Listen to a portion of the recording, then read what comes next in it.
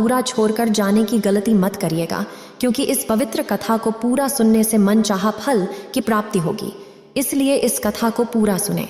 आप शिव भक्त हैं तो भोलेनाथ का अनादर ना करें। बहुत समय पहले की बात है। रामपुर नगरी में एक छोटी सी कन्या रहा करती थी। वह अभी छोटी थी, लेकिन उसे बचपन से ही यह सिखाया जा रहा था कि हमें झुककर रहना होगा, क्योंकि हम कमज़ोर हैं। हमें किसी से कोई सवाल नहीं करना, हमें हमेशा झुककर ही रहना होगा। किसी के सामने हम नज़र उठाकर बात नहीं कर सकते। यह समाज हमें कभी भी हमारी जगह नहीं देगा। हम केवल सेवा करने के लिए बने हैं। ज्ञान पर हमारा कोई हक नहीं, फिर वह चाहे कोई भी ज्ञान क्यों ना हो। हमें उसे सीखने का कोई भी हक नहीं है। वह एक छोटी सी बच्ची थी। वह हर चीज़ के लिए सवाल अवश्य करते हैं, इसलिए वह बच्ची भी हर चीज़ में क्यों ज़रूर लगाया करती थी।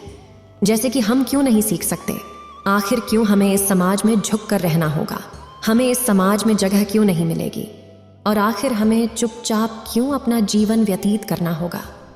ऐसे ही कई सवाल वे अपने माता पिता से हमेशा किया करती थीं। इसका जवाब देते हुए उस बच्ची की माँ उसे हमेशा बस यही कहा करती थी कि हमारे पूर्व जन्मों के कर्म हैं, हमारे पूर्व जन्मों के पाप हैं, जिस कारण हमें इस जन्म में एक ऐसी जिंदगी जीनी पड़ रही है, और हमारी जिंदगी ऐसी ही होती है।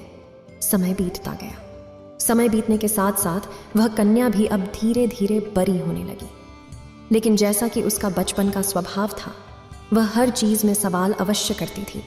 उसका स्वभाव बड़े होने के साथ भी अभी तक बदला नहीं था, जिस कारण उसे कई बार मार तक खानी पड़ चुकी थी।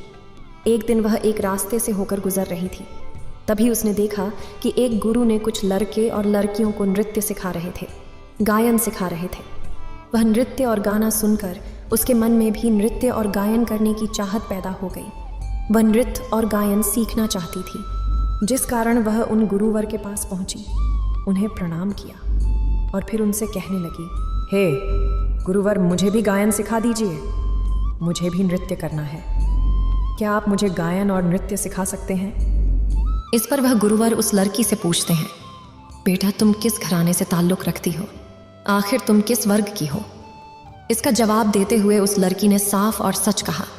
उसने कहा, हे गुरुवर, मैं एक साधारण वर्ग की हूँ।